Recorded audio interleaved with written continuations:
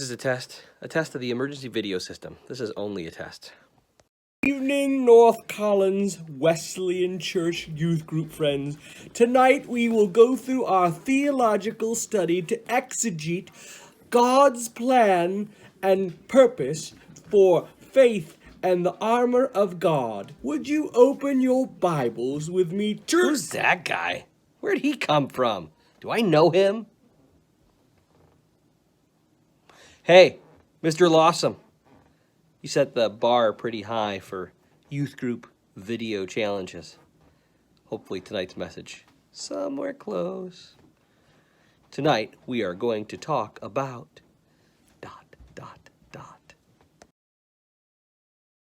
Faith is kind of, how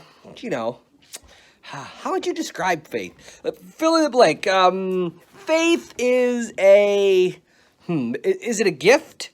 How would you receive, faith is a verb. Maybe faith is belief in action. There we go. How about this one? Faith is a decision. You have a choice whether or not to trust God and follow Jesus, don't you? So faith is probably a decision. Yeah, right? Faith is a decision. What if faith is a fight? We talked about that last week. We don't normally think of faith and fight, but it's true. Just think for a second about all the things in the world that tempt you to abandon your faith. Every week, temptation comes all around us. Sometimes it even comes inside of us. It's like this fight against some invisible foe.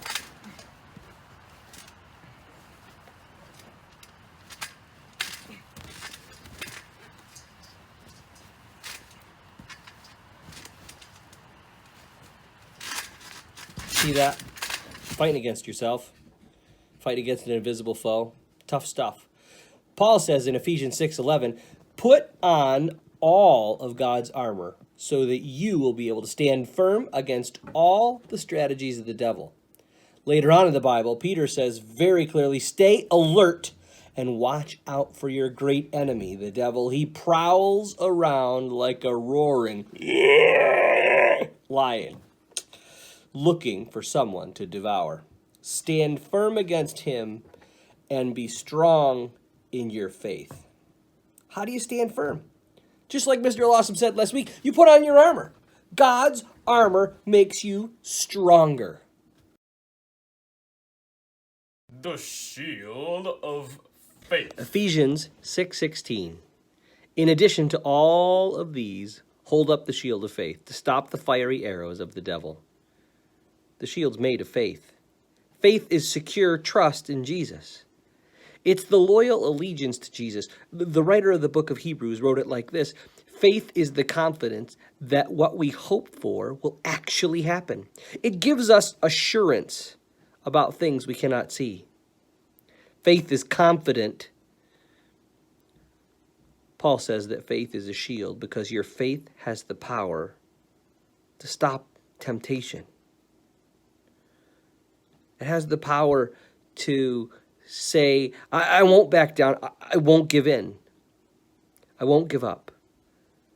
I'm going to keep marching forward because I have faith in the bigger story that God has for me in Jesus Christ. Difficult circumstances will come. And because of your faith, you can actually lean into those difficult circumstances. Your loyalty to Jesus, that faith in him. It's like a giant shield. It stops damage. It protects us, keeps us right. The helmet of salvation. That helmet was pretty boss. It's my fire helmet. It's pretty cool. It's made of Kevlar. You know what it does? It protects my head. Yeah, my head. You know, when you're in a fire, things fall down and, my roof might fall or so. I don't know. Protects your head. Ephesians 6:17. Put on salvation as your helmet. got to protect your mind. The fact that you're saved in Jesus Christ allows you to fix your thoughts on things that are worthy. One of the first things that the devil likes to mess with is he uses external things in your lives to mess with your thoughts, to draw false conclusions like you're not good enough. But Jesus died for everybody. You're good enough. That helmet of salvation, that idea that I'm saved no matter what happens, no matter what I do, I place my faith in Jesus, I am saved. And you can fill your mind with salvation and not sin. Remember, Jesus died for you. He forgave you. Paul says, fix your thoughts on what is true and honorable and right and pure and lovely and admirable. Think about things that are excellent and worthy of praise. Sin starts as a thought, and then it develops into a plan. That plan develops into action, and then you're guilty. I know. I'm 43. I've done it a few times. You think you can get away with this, or you conceive stuff in your mind, and put on that helmet of salvation, and then focus on things that are good. Grab a hold of the promises that you can find in the Bible. Protect your mind with the helmet of salvation.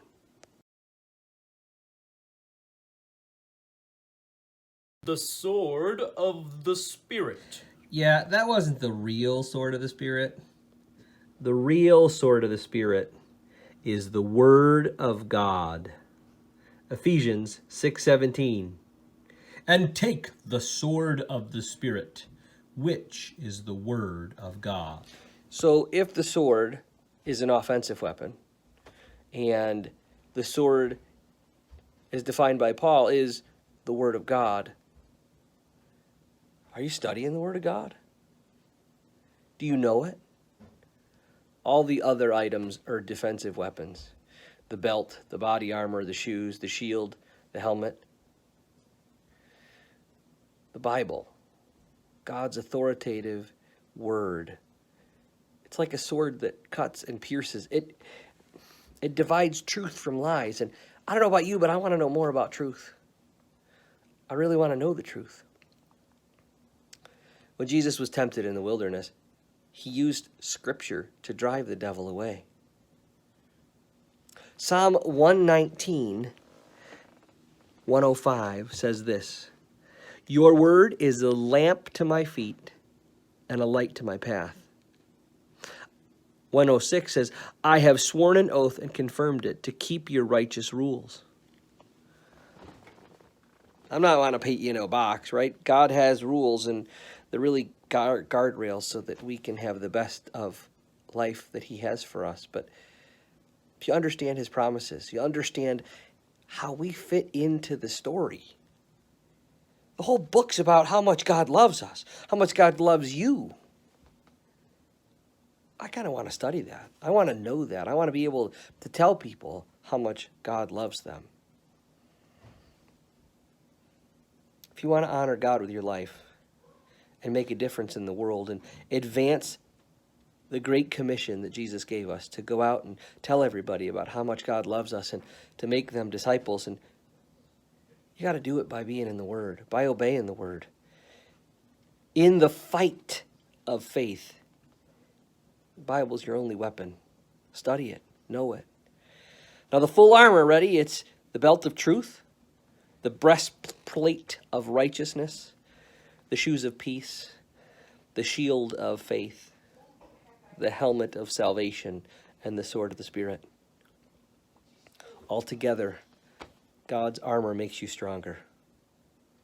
I want you to be stronger. I want you to be enriched by God every day. I hope you want that too. We love you guys. Let's Father, pray.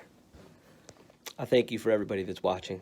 I thank you for your love for them. I thank you for hope and peace.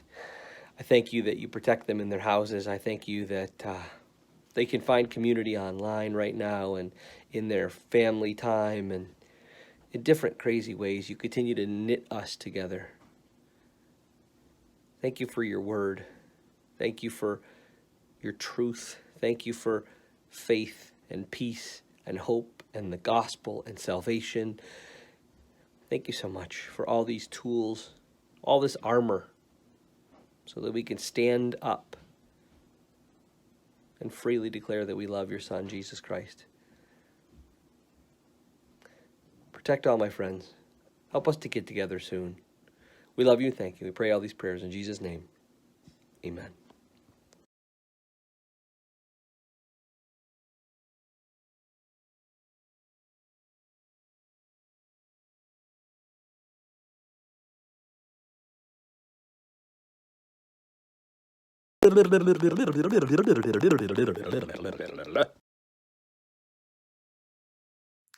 Hey teens, let's hear again for Ed and his work on this week's lesson. Thank you, Ed.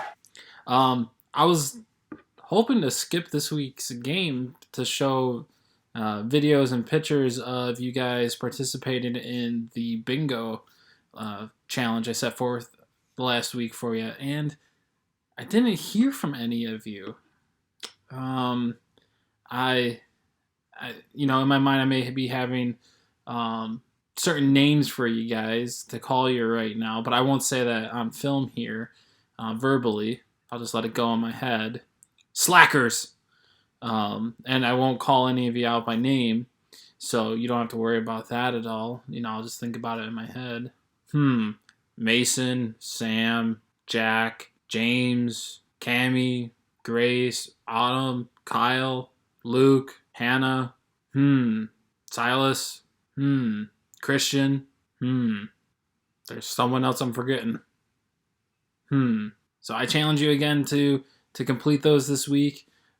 Show me something. I got gift certificates to give away, and if no one wants them, I'll keep them. That's fine. I've been wanting a new Xbox, but that'll help me get that. So I appreciate that. Thank you for thinking of me. Come on, guys. Let's see you hit this challenge. Knock it out of the park. Have a great week, and we'll see you next week.